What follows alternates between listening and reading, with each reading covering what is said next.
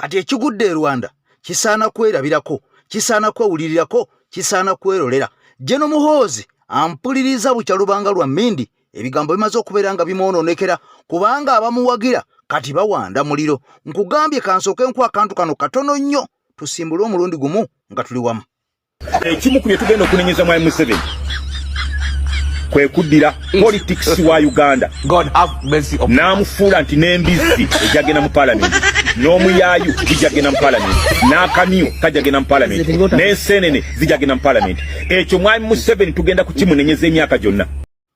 Kakati nno tumaze okubeera nga tusimbula asigala talamba oli ku Eke TV nze Eke Master okuteeka ku galubindi nakimaze dda tusobole okubeera nga tolontoka. Olunaku olwalero tugenda kulaba amawulire agatambuddeko mu ggwanga Uganda ku ssaago okwetolola amawanga amalala oba oliawo ebweru wa Uganda. Ampuliriza ebigambo mu Uganda byamaze dda okubeera nga byonooneka. Balaam Barugahare ono nga ye minisita eyatekebwawo avunaanyizibwa ku bavubuka n'abaana abato. Kakati ebigambo bye bino tannabana kuweza mwaka ku ntebe naye abantu bamaze dda okubeera nga bamugobaganya nga bamufuumuula eyo nagyabalaze ku mikolo gwe egy'enjawulo. Entabwe ki ono kigambibwa nti tabye ssente asula mu kati. Ampuliriza tabye ssente za muwa musolo asula ntebe nga yeekwesa n'okwekweka. Kakati mu ngeri y'emu ebigambo birungi si birungi. Jeno Muhoozi amawulire agaddaladala gamaze okubeera nga gafuluma agamukwatako. Kyokka nga ne Vice President Major Jessica Alupo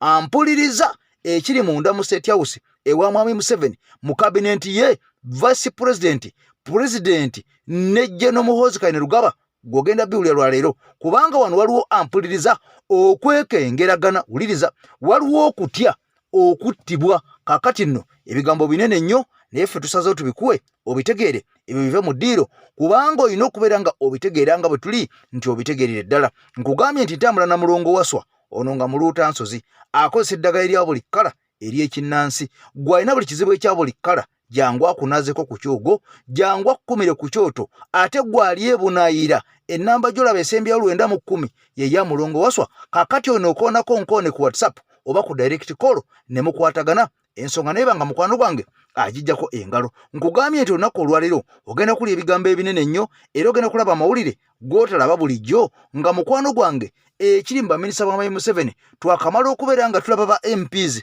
bangi nga bakwatiddwa n'omudidi gw'ensimbi ne baggalibwa ne basibwa. Kakati nno amawulire amalala ne gavaayo nti ate bano ba MPs baatwalibwa nga Mwami Museveni ekiro mbwate nabako byabagamba mbwate ne babazzayo mu kkomera. Kati yo nga sinaba kubeera nga nkutwalayo kansooke nkutwale wabbala mu katono nnyo kaye wabbala mu katono nnyo tuwabagamba abantu bano tebakkuta. Tukomewo. Kisa kya Mukama Yiga embeera etambula etya wano kwagala miliyoni zaffe 2 zokka zoyagala. Okay, bara mwavudawo n'aleta chairman w'aba councillors mbagenda kwogera ekyamaaso ga Muzeeyi ani yamulonda. Tulina council 2 bino abiyita bidongo bara mwagenda afuna omucere gwe eno council akamanyira lwaki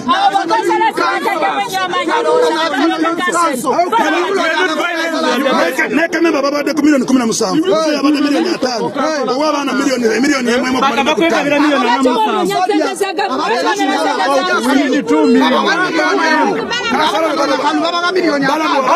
How do you meet Catharans on Council Day? Nkugambye bino binanga bigenda mu maaso omulugube omululu obutakkuta bye bividdeko abantu bano okubeera nga balumagana. Kyokka nga ate ensimbi ey'omuwa omusolo bano be bagirina mu ngalo zaabwe 5 era be basuulirako obusammambiro ffe bannayuganda abasigadde abalala bonna. Jeno Muhoozi emballa abasajja n'abakazi bakutte wansi ne waggulu nga baga nti Jeno Muhoozi tebamwetaagako yadde n'akamu. Abantu b'emballa bagamba nti ekimala Pulezidenti Robert Kyagulanyi Ssentamu Mitembo ono erinnya lye alikoleredde alizimbye okuva obuto okutuuka watuuse ng'alikoleredde. Kati bano beebuuza nti Jeno Muhoozi Kainerugaba gwe basiba ku bannayuganda ng'oggyeko ekyokubeera nti azaalibwa Mwami Museveni kirala kiki yali akoze kyoyinza okuvayo noga nti omusajja yakola kino n'akola na kiri n'akola na kino kakati essaawa asasulwe oba mutuufu nnyo okubeera nga avaayo yeesoboloyo okubeera omukulembeze w'eggwanga. Kati bino byonna abantu b'emballa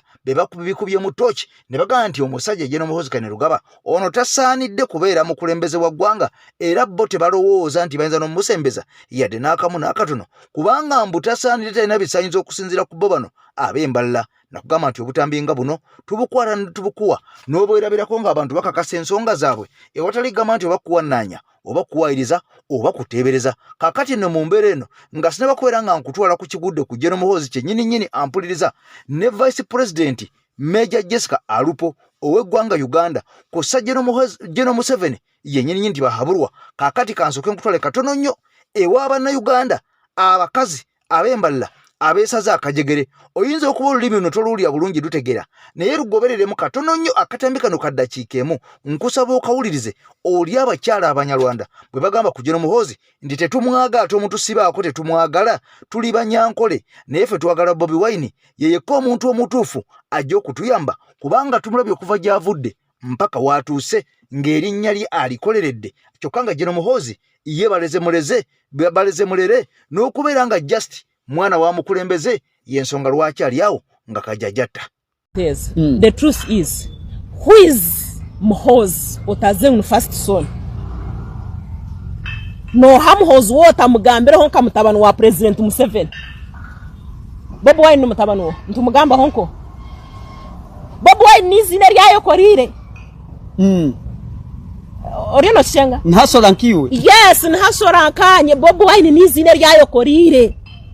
Muhoozi wota mugambire nka mutano wa Museveni kino no mugambo ki bya Muhoozi mukugamba Muhoozi wota mugambire nka General really turyo mazima abashiya barwanira entaro bamugisha muntu babesije bakahindo tafire bona baza kufata hino wishira hidaranke rya Muhoozi why abwachi abashiya barwanirira ihanga biturukumanya abe bashemeye kufaneza entaro irokoze ruwero taro kintu kirukushasho mahango za ruwero abashija bakafa ruwero abantu bakwikana million na millions abantu bafa mu ruwero abana babe kibagire kubashashura no kubiba hamataka gabo no abanya-Uganda tubamazima ruwero abashija bakarwana ma ruwero orutarwabire ruwero omuhango kuba kuze waza bakutekereza bakujyangwa abashije nkwatabuta bona bakagera ki bakazo mu government na nabebi n'abatabani babo bakuru naki bazankahi omukishaka kurwanira ki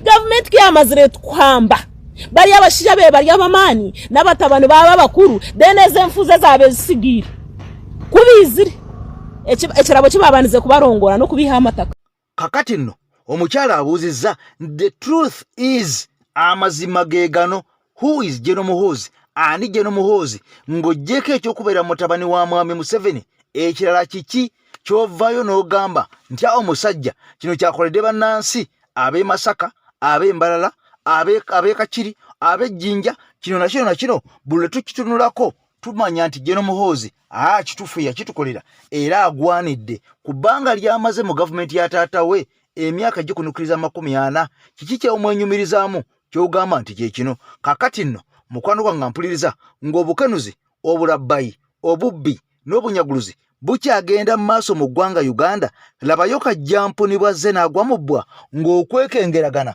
kwamaze dde okubeera nga kutandika njagala okimanyi gye buwungedde olunaku olwaliro ng'eggwanga erya Rwanda lyamaze dde okubeera nga lirayiza pulezidenti waalyo omujja amanyiddwa nga Major General Paul Kagame Lutagambwa onazzeemu okubeera nga alayizibwa ekisanja ekyokuna kubanga kimaze okubeera nga kyoleka nti ono yawangula akalulu kakati nno omukolo guno mwami Museveni yayitiddwa wabula alabika nga yamera entondo okuva omwaka guli omusajja ono lwe yafunamu okusika omugwa ne General Kagame oba Major General Paul Kagame ow'e Rwanda Lutagambwa kakati General Museveni yaganye okugenda ku mikolo okwozayoza omusajja ono nga bamulayiza okuddamu okubeera omukulembeze w'eggwanga erya Rwanda kakati ono yasindise General Muhoozi Kainerugaba yasindise Major Jessica Alupo nga Vice President we kyokka ne General Muhoozi Kainerugaba njagala okimanye nti oli anko we ow'e Rwanda era ono mukwano gw'enfanfe ow'e Rwanda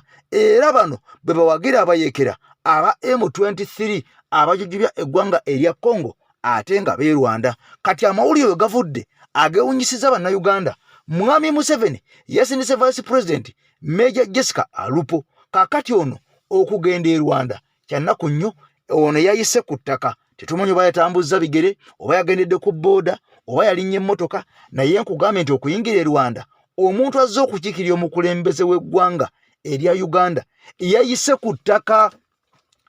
ku ttaka naye ng'ennyonyi weeziri kaakati ate General Muhoozi Kainerugaba naye n'agenda ku mikolo gino ye yakozesezza nnyonyi ey'eggwanga erya Uganda emanyiddwa nga Bombardier. Kaakati wano okusika omuguwa ebibuuzo we bitandikidde mu bawagizi b'abasajja bano aba General Muhoozi Kainerugaba ne General Museveni nga bagamba lwaki omuntu ono teyalinnya ennyonyi eno, lwaki Deputy Vice President Major Jessica Alupo yaganye okulinnya ennyonyi erimu General Muhoozi Kainerugaba. Kakati bano nga beebuuza wano wandibanga abaddewo mukwano gwange akatwa akanditambudde kubanga fena tubiwulira nti waliyo mbu obutwa obuweebwa abantu era tulaba abantu bangi ab'enjawulo abazze nga bafa nga bafiira ku nnyonyi. Kakati mu mbeera eno Major Jessica Alupo yayise ku ttaka kyokka General Muhoozi Kainerugaba n'ayita mu bbanga ng'ekyewuunyisa omuntu akiikiridde omukulembeze w'eggwanga ogenda otya ng'oyise ku ttaka otuuke ku mikolo ng'egyo nga bwe n'obunya akafuufu we n'otuyane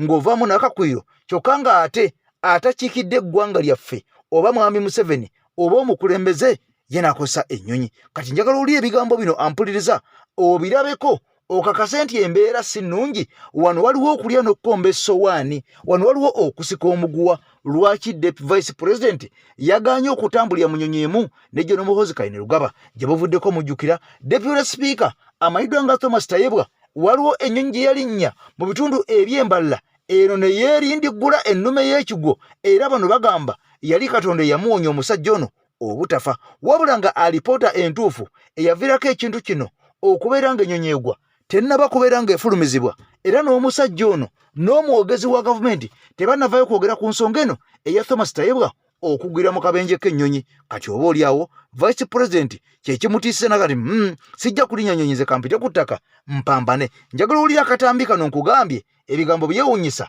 era tebikwatagana.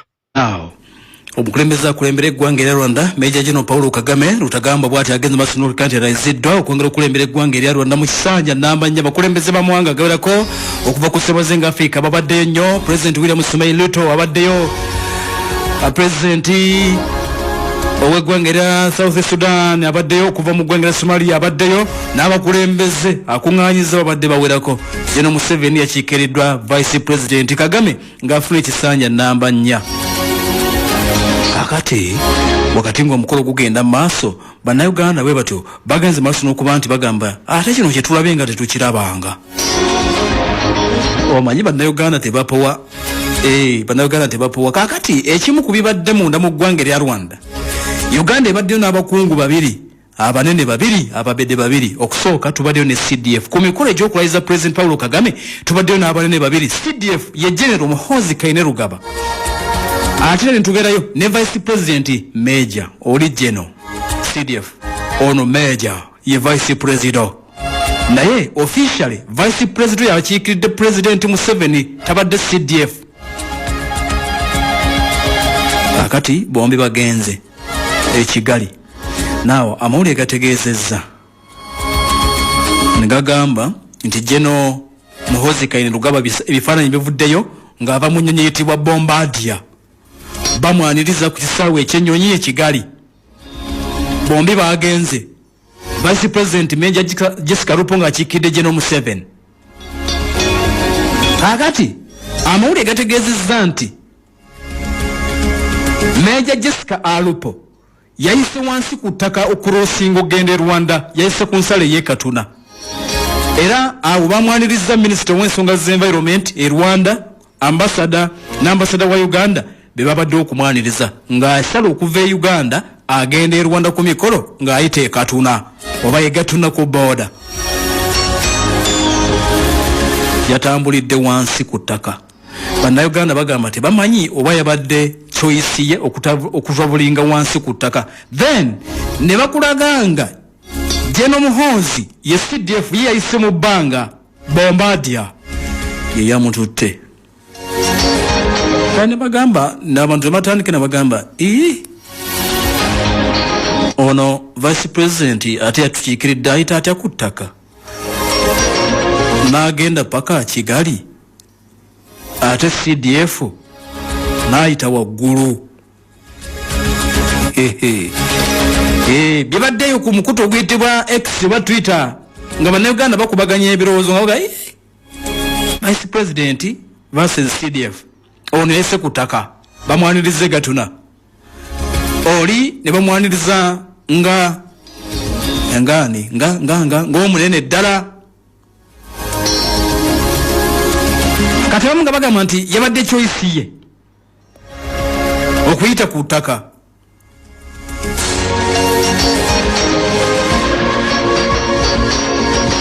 Kyokera abamu ne bagamba nti emirundi mingi Vice President Major Jessica Alupo tatera kulabwako ng'akozesa chopper. Maybe yabadde choice ye. Abakulu nga bagamba nti ne bweba nga yabadde choice ye naye era kirabika nnyo nti oli yabadde omunene ku mukolo okusinga ono. Era ebifaananyi byabadde biva ku mukolo Rwanda. Ebifaananyi byabadde biva ku mukolo nga bakulaganya general ono okusinga ne Vice President owaffe Major Jessica Alupo. Akulira amagye g'eggwanga erya Rwanda Chief of Defense General Mubaraka Muganga ng'ali wamu ne Chief of Staff Major General Vincent Nyakurundi n'omwogezi w'amagye g'eggwanga Erigobert Ronald Rwevanga be bayaniriza General Muhoozi mu bitiibwa ebinene ddala e Rwanda. Kaakati ne kirekawo ebigambo bingi n'okutolotooma n'okwogera kino nakiri wakati ku mitimbagano okusinga ku mukulu oguyitibwa X platform. Vice President yakigidde General Museveni President w'eggwanga yayise wansi ku ttaka ne bamwaniriza e Gatuna. CDF n'aba nga yagendeddemu Bombardier n'ayingirawo ku kisaawe ekyennyonyi wali kakati nno bulolera ebigambo ng'ebyo nga bitandise okubeera nga bivaayo nga tebikwatagana ffenna twebuuza kiki ekigenda mu maaso oba oliawo abantu bano bandibeeranga nabo bennyininyini beekengeregana era ng'abantu bano batyaŋŋana era ng'abantu bano buli muntu alowooza nti munne yayinza okumukola ekikyamu oba oliawo ne batandika okubeera nga batambula beeyawudde ne batuuka n'okubeera ng'omu asulawo ennyonyi asobole okubeera nga ayita ku ttaka kyokka nga bano bonna bali mu gavumenti omu gye baweereza Mwami Museveni nga yakulira gavumenti eno kyokka nga ontalo zikyagenda mu maaso naddala ku mitimbagano abawagizi ba National Unity Platform ampuliriza batuuka ekiseera ne batandika okubeera nga beerumbagana olw'obusonga obutonotono olunaku olwaleero. President Kyagulanyi Ssentamu Mitembo avuddeyo n'atukakasa ng'ali mu ggwanga erya America n'agamba entanda gye njagala okubasibirira y'ey'okukuuma empisa mulekerawo okubeera nga muyombagana buli gw'otakkanya naye n'oga nti kamuvume ono kanyombese muyombese ebijja kutuza emabega kubanga buli lw'ovuma n'oyomba ebyo babiteeka ku nze. Kati President nga yakwogera ebigambo bino omusajja amanyiddwa nga Umaru Kisekka yavudde n'alumba Comrade Fred Ntambi. Kakati Ntambi naye n'amuddamu kati ne Umaru amuzzeemu ebigambo bye bino. Omukulu Frank Ntambi anzizeemu. Umaru Kisekka bino bigambo byange era kwa out of respect n'abantu abalina endowooza ng'eyiyo nti we shun away all our friends olwokuba tebawagira kyetuwagira kikyamu okitegeera tuli mu demokrasi ono okuvuganya. Frank Ntambi mbadde nkusuubira okujja ng'oli w'amaanyi nga nkusuubira okujja ng'oli w'amaanyi naye abantu abamu bafuuka b'amaanyi nnyo nga bakuba punching bag naye bwe bayingira mulingi ne basanga ku challenge eyaddala. Frank Ntambi mbadde sikusuubira ku reasoninga bw'otyo. Abantu abamu leka nkubuulireko ofuuka musiru ng'odifendinga ekikyamu ne bw'oba mugezi otya. Frank Ntambi mba nkusuubira okukitegeera nti mu Uganda temuli demokrasi. Uganda temuli demokrasi okimanyi bulungi. Uganda tulwana tuli mu lutalo kufuna demokrasi oba kufuna ddembe lyaffe. Gwe tolina ngeri gy'oŋŋambamu nti ogenda kuyimirira obeere mukwano gw'oyo omuntu awagira omuntu alepinga sisitawo nti wuyo mulepinge lepinga gwe noŋŋamba nti ate kati ono ye mukwano gwo awagira alepinga sisitawo tolabanga biba tebigatta okujjako nga naawe oyagala sisitawo bamulepinge kubanga mu Uganda batutta mu Uganda batubba mu Uganda basiba abantu abatalina musango. Bolivia Lutaya bamaze emyaka kumpi 4 5 mu kkomera baagaana okubata nga tukimanyi bulungi tewaliiwo wadde kye baakola. Abantu abo be baakwata baabakwata lwakuba na ndowooza eringa eyiyo nga bw'otugamba. Kati bano abantu mikwano gyo boyita mikwano gyo be bawagira oli nti bakwate siba kati gwe n'oŋŋamba nti bano basigala mikwano gyo kiba tekigatta. Museveni tumumanyi bulungi bw'alwana. Ageza ajja n'atutta eno n'asiiga ekifaananyi nti tuli mu byabufuzi. Era tulina abantu bangi nnyo ne mu opposition abazannya loole ezo likes of Ssemujju Nganda nga bw'olaba bamuwanga Kivumbi bamukasambidde baani bo balaga nti politics we Uganda ali nnomu nga owensi endala nga yerolo gye bazannya naye nga ffe ate eno batutta babba ebyaffe batugobaganya kutusindiikiriza kuva mu ggwanga lyaffe ensi baleetamu wakiri bagwira be beeyagala ffe tubonaabona tetuli mu politics. Era omuntu akyasinze okubeera ow'obulabe mu zino ensonga ye muntu oyo asiiga ekifaananyi ekiraga nti tuli mu politics mbusimanyi tuli mu nsi demokrasi aliwo e Uganda. Bw'oba okyayogera ku demokrasi e Uganda mukwano wagira Museveni. Kati olwanyisa waaki omwambye demokrasi waali e Uganda. Leka nkubuulireko bantu mmwe muba babulabe nnyo.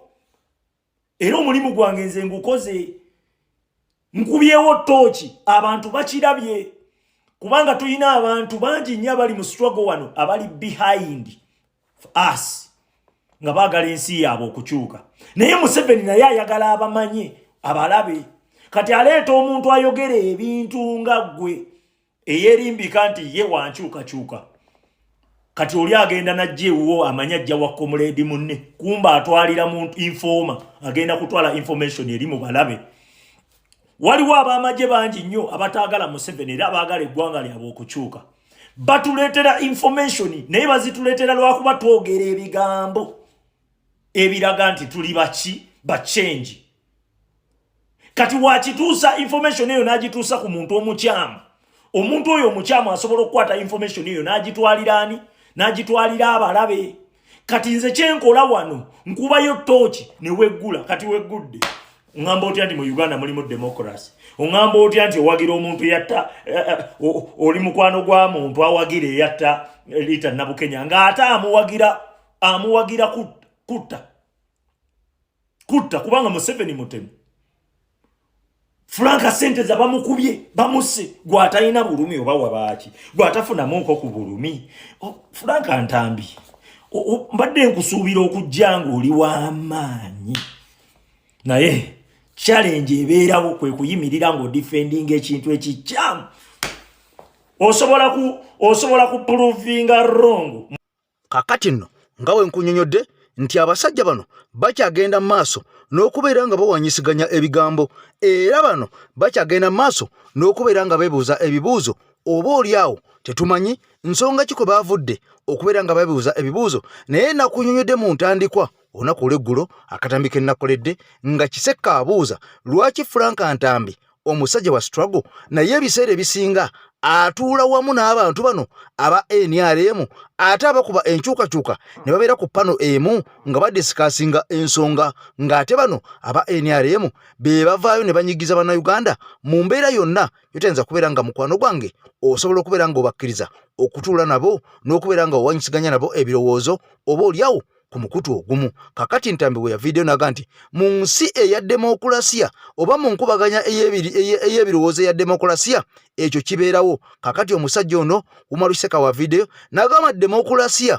aliriddawa mu ggwanga Uganda gw'oyinza okutendera bannayuganda ng'enkya n'eggulo abaana basibwa bangi bafudde bangi bagoba ku ttaka nga mu ddwaliro teri ddagala n'ebirala bingi nnyo ebigenda mu maaso ebyefaananyizaako bwe bityo. Kati bw'ovaayo n'ogamba nti oli mu struggle ate nga bw'ogamba nti mu Uganda mulimu demokrasiya omusajja ono agamba nti nkwewuunya. Kyokka nga mu mbeera y'emu ng'Abaganda bakyagenda mu maaso n'okwesosola n'okwesongamu ennwe n'okwerumiriza nga buli omu agamba nti gweyagala okusuula Buganda gwalimirira Buganda gwateyagala kabaka gwagezaako okuyuzaayuza n'okusaanyawo Buganda. Kakati nno bwina amaze okubeera nga afuluma. Ebigambo bino bye tulaba olunaku olwaliro tebitandise kati tebitandise ku mulembe guno ogwa Charles Peter Mayiga ne Ssaabasajja Kabaka Ronald Mwenda Mutebi owookubiri ab'omulembe guno ebigambo bino byava dda era Abaganda bangi baafuba nnyo okulaba nga basiiga enziro nga basiiga ekko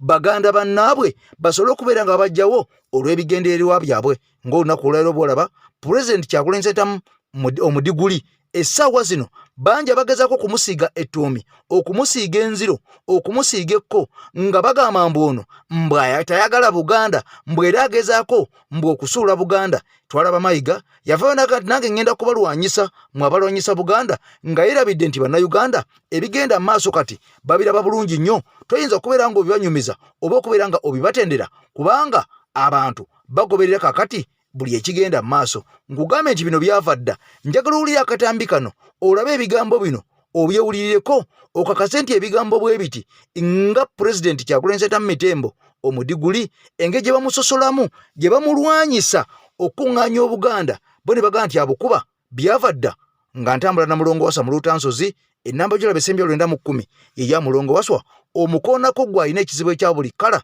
embeera n'agisolovinga n'obeera nga nawe obeera bulungi. Ssekagale wa DP Truth and Justice Ben Kiwanuka yafiira ku mazima n'obwenkanya mbu ate mulabe wa Buganda Ben eno bamuwa ebimuli eri bwe bamukkakkanya.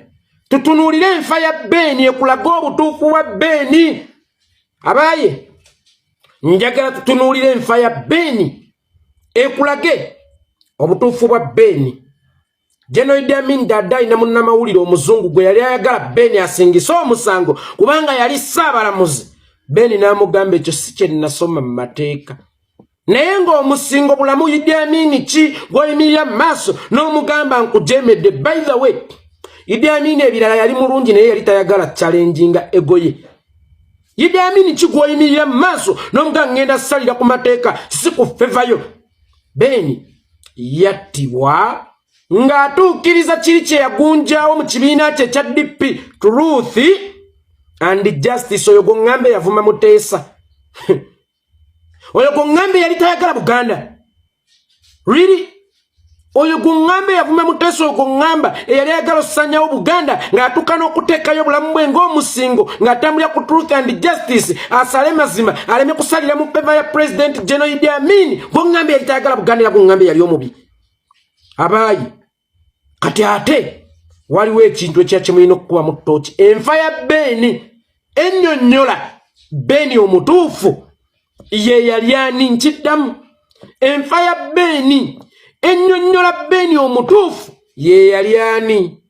Nkugambye nti mazima akeerewa Bulimba n'asooka naye ate mazima Bulimba ne bw'abeera ng'alinga eppipa y'amazzi mazima alinga ettondo ly'amafuta ne bw'oliteekamu oti lyekenenula lyo ne lyejja. Bannaye famire ya Ben mulwanirire ekitiibwa kya kitammwe ku buntu buno. Kitammwe baabagala okubbeza ebyobufuzi bamukozesa. Ben owa DP bwe batuuka emmenga abantu be bamu ne bamwesiimuulizaako ebitoomika gimu.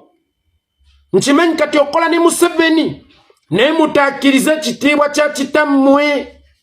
Abatamanya ŋŋamba baagala kukkakkanya kitiibwa kya kitammwe na kumusiimuulizaako ettoomi olw'ensobi ezaakolebwa bajjajjaabwe. Kubanga Omutanda yagobebwa Obwakabaka ne buggyibwawo Omutanda nattibwa mu buwaŋŋanguse. Ez'ensobi tezaali za Ben wabula zaali z'abaagoba Ben ne bagenda ne Dr. Apollo Milton Obote.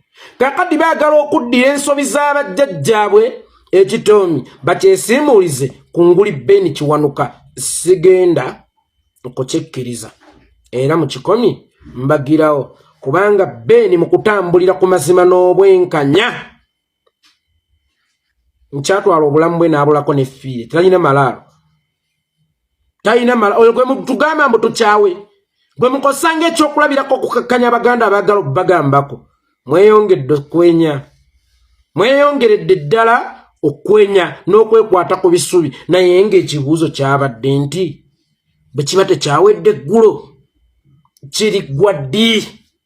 Nno kaakati nno nga bwe nkakasizza ebigambo biwulidde ebintu bino byava dda eby'Abaganda okubeera nga beerima empindi ku mabega n'okubeera nga beeryamu enkwe n'okubeera nga beerumiriza nga bano bonna babeera bakayanira byanfuna kubanga Abaganda ku byenfuna be basinga omululu n'omulugube kyokka ate bituuka mu kukola be bamu kubasinga obutayagala kubeera nga bakola oba oliawo okwejja mu bwavu. Kakati nno kyova olabanga enkwe omulugube omululu byonna byabajjula nga mulimu n'obunnanfuusi n'oyo gwe baba bawadde obukulu ne bamukwasa obukulu otuuka mu woofiisi yeefuulira ddala n'abanga omuntu ow'enjawulo ennyo era ng'agamba nti ofiisi ye oba ng'alinga agamba nti taligivaamu kalubeye nga lulinga lwa mmindi. Kakati no mu mbeera eno kyova olanga omusajja amayiddwa nga eyeekolera yavaayo n'atuwa bwino ku nsonga eno kyokka nga bino byonna bikyagenda mu maaso.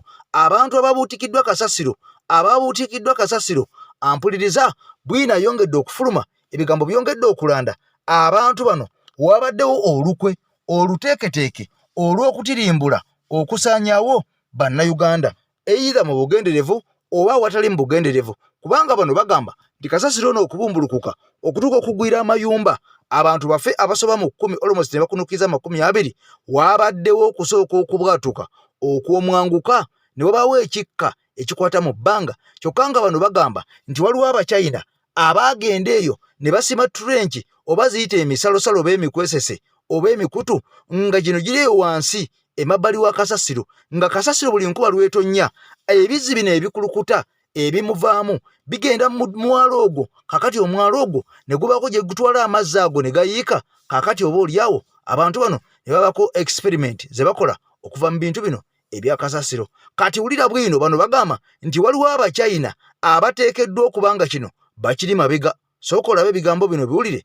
nkwongereyo.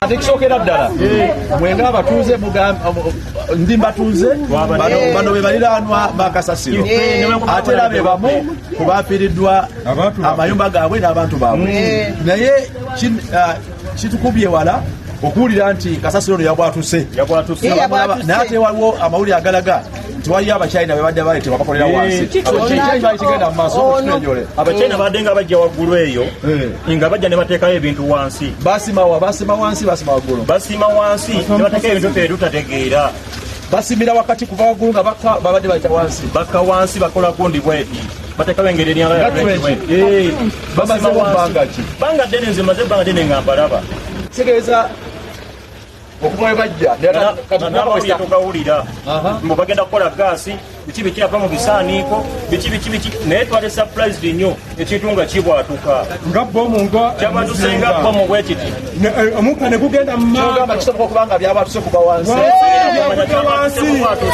ebirinnya mu bbanga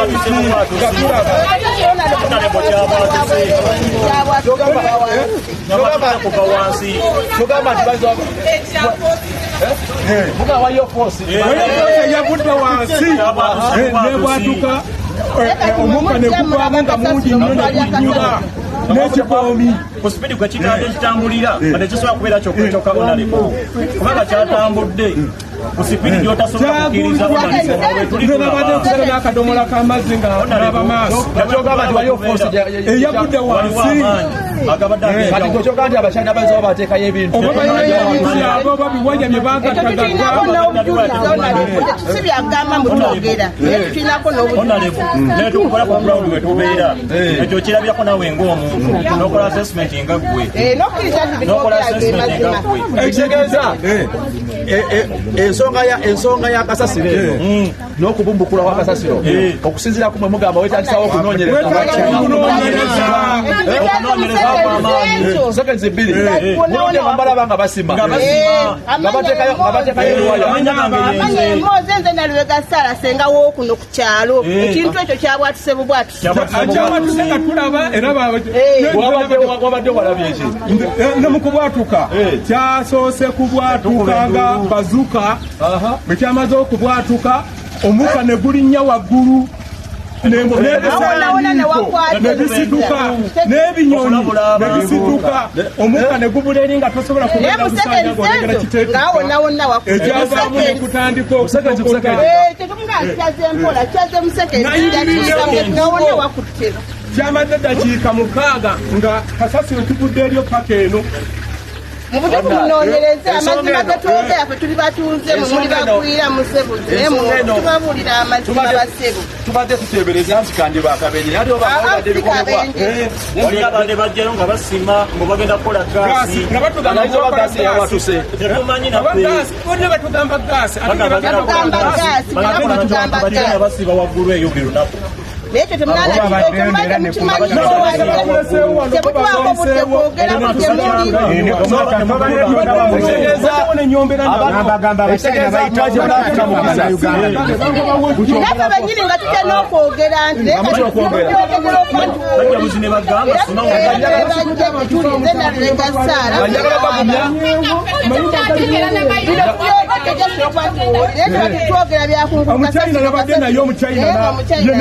ndina yenne bagenda omuchina baba china baba bagenda baba china kubanya abaseba kwa baba china abadde aba china agamba jani bagenda banaye ensonga gye mwogedde onyereze kasasiro siyaleso okunoonyereza mumula kasasiro naye ng'obuzibu bafudde ku basajja banange nga tumaliza kuba ndi wano mu lusanja nemamwagasiro batwala wako ewaffe mulamanya mukibagenda kusini kyetwogera kwenyumba zaffe tebanazimenya kikyekino wano twabadde bulafunye kirialensi eyitawo kuba babulokinze nnyo oyapanya nekati kulaba na Uganda abali eyo gano ge maloboozi ag'abatuuze abatuuze abaliranyewo bagamba wawa abachina abajja ne basima ne bateeka ebintu wansi ne batebeeza okwaniriza obakubye ebyawatuse nti kasasiro engeri gye bamulabyemu waliwo force ey'enjawulo twagala okudimandinga okunoonyereza era tugenda kudimandinga okunoonyereza ku nsonga eno omuntu aleme kubeera mulagajjavu ateeke ebbomu oba bazuka wansi zimasuke tufuna akabenje bwe kati tukatwale ngakalira ekiro kyabulabe ekintu kyabuzwenga bomu ekitisutura ebisaaniko mu bbanga omukka ne gugira ne kikuba era nga batuuseeko we tubeera abantu bonaona abadde balaba ng'ekisaaniiko ekyo nga batugamba mwe kigenda kukaziika naye twewuunyisa kakati nno abadde beebuuza abadde babuusabuusa ensonga eno omaze okubeera ng'ebigambo biwulira okuviira ddala mu batuuze bennyini nga bakuwa bwino abo bennyini abaabaddewo ng'enjega eno egenda maaso obanga akabenje kano nga kagwawo ebyasoose okubeerawo era biki ebyaddiridde abasajja bano baabadde obutereevu nnyo nga babiyegese amaaso gaabwe kakati nno wano sigenda kusukkawo era bwe nsukkawo nja kuba nga nkoze ensobi ey'amaanyi nnyo tukwatagane olunaku lwankya Ssaabasajja Kabaka awangaale. Bigambo bino bituuka eri omuntu yenna ng'ebizibu byakukwatira mu manvu ng'ogezezzaako buli wamu okubyetakkuluzaako wabula n'okwotakwota mu gaabwanda. Omulongo wa Swanga mu Luutansozi akusabye okkalire kubanga Zebulembe okukunaazaako amaziga ng'oyota ku byoto bye kafuumuula bibamba. Gwe wenna ng'ogobye ku mpapula ezifuluma eggwanga nga byagaana. Koba ebweru wa Uganda ng'obutuuze bugaanye, amaka gakulemye, emirimu gitabuse bizinensi ekunyiye. Omulongo wa Swai mutuufu okukuwonya embeera yambula butuulo ng'agenda kukumira ku byoto. Kuba ku ssimu nooti 7552 28 nooti 910 awo mube butoola n'omu Luutansozi olwo yalambulula ebikutte entimba n'emigadde wanaakuwunzikira nga weeyagala ng'ebiiri gye ebitannaba kugwa kyankooto. Erinnya yenze Kibirango Musa. Nsange wano mu Kiboga Town Council ate nga ndi kansala akiikira Kiboga Town Council. NUP njimanyi naddala muno mu Kiboga kubanga mu ntandikwa yaayo naliwo. Kale bino bye ngenda okwogera sigenda kubyogera nti olw'okuba birina gwe bigenda okunyiga, naye olw'okuba njagala NUP esigale ng'eyimiridde bino ebigambo bye ngenda okwogera binaakunyiga kkiriza. Oba muntegedde? NUP kibiina ekisangibwa mu People Power. Oba muntegedde? People Power yafuna emmotoka mwetambulize ebyobufuzi byayo. People Power ya amaanyi okusinga ekibiina. Oba muntegeera? nti singa tekwali kunyigirizibwa nti twetaaga okubaako we tutambulira NUP tetwandigifunye naye olw'okuba twetaaga NUP okubeera nga tugitwala ewa byabakama yensonga lwaki people power yafuna NUP tusobole okuba n'akabonero buli muntu kwayinza okututegeerera nti abo be bantu abasindikibwa okununula ensi lwakuba ennaku zino abantu ate baagadde nnyo ebifo okusinga okununula